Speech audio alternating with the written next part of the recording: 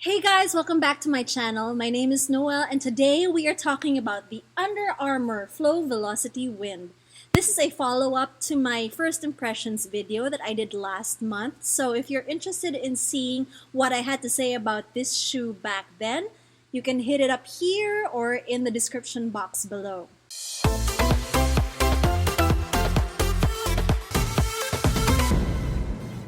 So yeah, it was last month when I posted my first impressions vlog about the UA Flow Velociti Wind.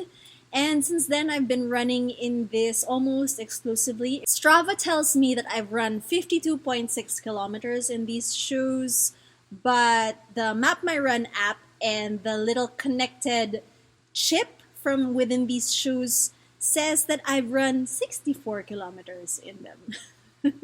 You might notice that this looks a little worse for wear. It's definitely got a sort of patina to them, especially here in front and in the heel. I will come back to that in a little bit. But first and foremost, I want to say that my first impressions was based on a single run in these shoes, and it was a purely sprint interval run. Now, of course, a month from then, I've already used the UA Flow Velociti Wind for a number of different scenarios for running.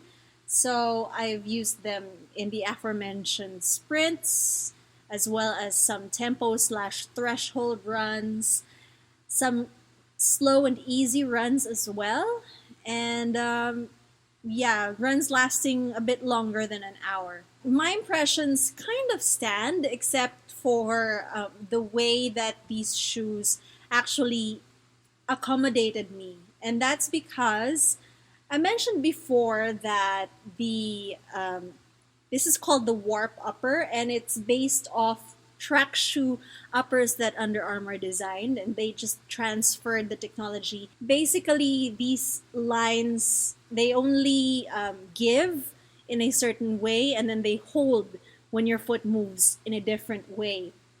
And I mentioned that when I first tried these out, the Warp Upper felt a little restrictive, especially through the toe box, and I surmised that it might be a more race-oriented, racing flat feel. Now, since then, this upper has actually given a little bit, and it's accommodated the shape of my foot. So you might notice right here, there's a little bit of waviness, and those are my toes.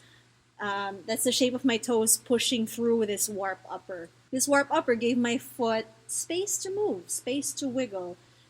And even though it might be more restrictive through the toe box than other shoes that I've previously worn, I am happy to report that none of my toenails died while wearing these shoes, because there is a lot of give in this Warp Upper as well. Now, when it comes to how cushioned the shoe is, I mentioned in my first impressions that it's not as pillowy as the shoe that I reviewed previous to this. But when it comes to what I like as a road feel, I like feeling the earth under my feet a little bit more. I like feeling that my foot is in contact with the ground so that I can apply the appropriate pressure to push off. And that's what this shoe gives me. This has a full-length flow midsole. So I mentioned in the first impressions that there is actually no outsole to this shoe. The midsole is made of a material that Under Armour says should also be hardy enough as an outsole.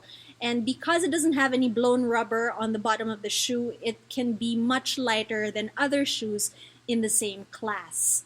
While it's not as springy as other shoes, I would say it's pretty balanced between cushioned and responsive.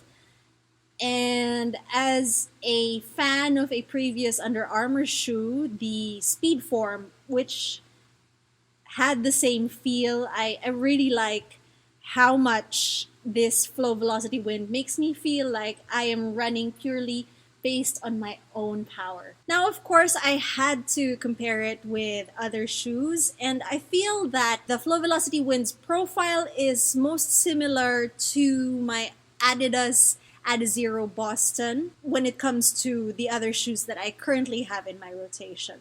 So the Boston is known as a marathon shoe, but because I am not as light-footed and nimble as professional or elite marathoners, what happens is that the Boston is kind of a speed and tempo shoe for me. I think the Flow also falls into the same categorization. And so that's why I ran in the Bostons this week before doing my final run in the Flow Velociti Wind. I found that the Boston was quite narrow, actually, compared to the wider fit of the Flow Velociti Winds. And this was really comfortable when I ran in these after running in the Bostons, because the Bostons kind of felt really quite slim fit. And this is, even if it's a race fit, it's actually quite comfortable. The Boston actually has a steeper drop than the Flow Velociti Wind. So the Boston has a 10mm drop, and this one has an 8mm drop, I believe. But you don't really feel that. In fact, while the Flow Velociti Wind does feel very close to the ground, the Boston actually felt flatter. The Flow Velociti Wind definitely felt like it had more substance underfoot, but I don't think that the performance suffered in any way. It's definitely lighter than the Bostons. I'm definitely quite impressed with the Flow Velociti Wind. So now let's turn to talking about wear and tear. I mentioned that I was going to go back to the weathered appearance of the Flow Velociti Wind, and I think it's just a function of basically the warp upper has a lot of different and separate threads running through it, and I think that because there's so many threads, it just has more opportunity to pick up more dust. You can see that dust right here on the toes. And you will also see a lot of dust right here in the heel area. This one, of course, this is not dust. This is actually a transparent or kind of very see-through part of the shoe. And your sock actually shows through that little area. In any case, I think that if you picked a different color than white, you might be better off. You might not see all of the dust accumulating on your shoe as much as I have with these. I haven't tried washing my shoes yet. I try to put off washing my shoes as much as possible, which is why I just leave them to air dry so that they don't stink up. But what happens is the dust stays on the shoe. So yeah, if you were going to buy a pair of the Flow Velociti Winds, I would recommend a darker color, or something with a bit more intensity in color compared to white, because white will definitely show off the dirt. Now, the other part of the upper that I want to talk about is the tongue. I mentioned in the first impressions that this tongue is kind of wrinkly up here. Notice. See, it kind of folds. And there's an edge here that flaps around. It doesn't really lie flat. And initially I thought that that would be a problem and it would be a chafing hazard. But the tongue is actually quite soft, and once you run in these shoes enough, the tongue actually breaks in and you don't feel it rubbing against the top of your foot anymore. Of course, I would recommend wearing socks with these shoes all the time because the inside isn't seam free. Now, the last part of wear and tear I'm going to talk about is, of course, the sole of the shoe. Now, I'm going to compare this with the pristine video that I took of these shoes before I used them. And now I'm going to show you the sole of the shoe in its current condition. So you will notice some wear, especially up here on the outer edge of the heel and on the ball of the foot. You'll notice that the pattern has actually worn away. a bit. And I imagine that as time goes on and as you use these shoes more, the sole of the shoe is going to wear away even more until it becomes quite smooth. Now, this is the wear caused by somewhere between 52 kilometers up to 64 kilometers. So I am kind of concerned about the durability of these shoes. However, I didn't feel any difference in the grippiness of this midsole. So I guess the Flow midsole is really quite grippy and sticky. And as you wear through the body of that midsole, it probably will retain those qualities as well. They won't become slippery, or you won't be hydroplaning across the surface of the road in these, I don't think. But I have been using the Flow Velociti Wind on hard concrete surfaces, not on sandy, traily parts. They use the shoes not just in urban environments, but also on hard packed dirt. And I think a lot of elite runners use these trail runs as a major part of their mileage because it's easier on the body. And I think also that surface is easier on the sole of the shoe. Concrete is not kind to shoes, even those with blown rubber outsoles. So you can definitely see the toll that concrete running takes on the sole of the Flow Velociti Wind. So I'm looking at the US website here, and the Flow Velociti Wind currently retails for $160 US.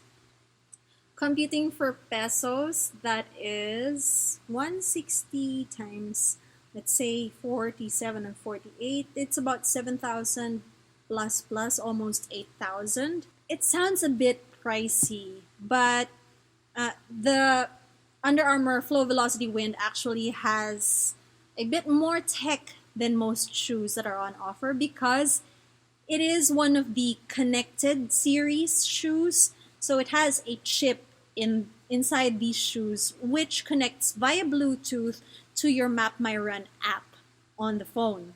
And I've had the Map My Run app on my phone ever since Under Armour gifted me an earlier pair of shoes. You might find it in the review section of my YouTube channel. You can check it out. What makes connected series shoes so special is you don't need a watch to record your mileage, your pace, and then there are certain things like cadence and foot strike angle that these shoes record, which you might not normally get when it comes to using fitness watches.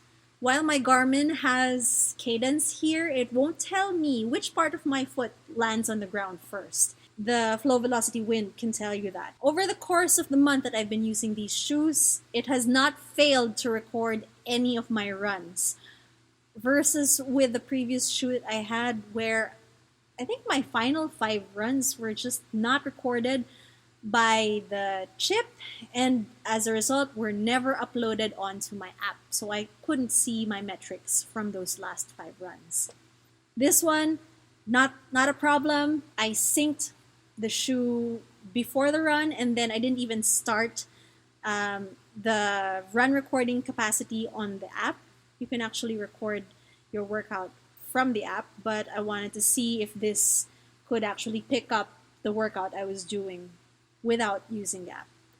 And I'm happy to report that yes, the shoe did pick it up, and I was able to download all of that data onto the app after the run. However, I couldn't download it immediately after the run. There was a bit of a cool down period, and I think that's because they expect that you're using these shoes to travel to and from your runs.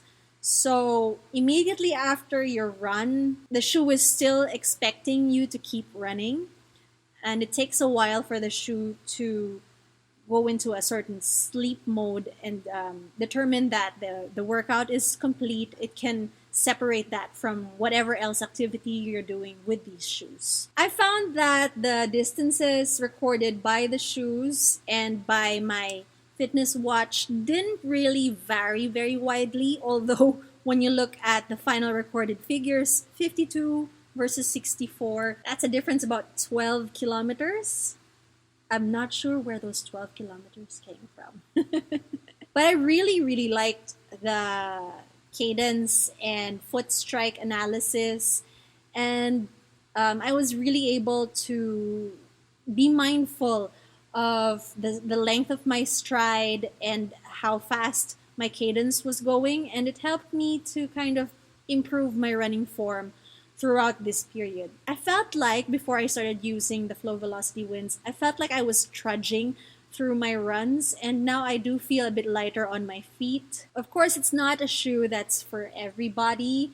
I definitely feel like it doesn't do the work for you. It just protects your body from excess impact.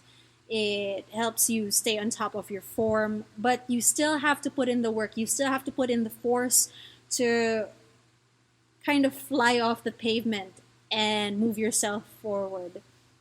I think that's the entire ethos of the Under Armour shoe philosophy anyway. It's that the runner powers the run, the shoe just helps the runner and then gets out of the way. Alright guys, that's it for my review of the Under Armour Flow Velociti Wind. If you liked it, if you found it informative, please give me a thumbs up. If you haven't yet, please subscribe to my channel and I will see you next time. Bye!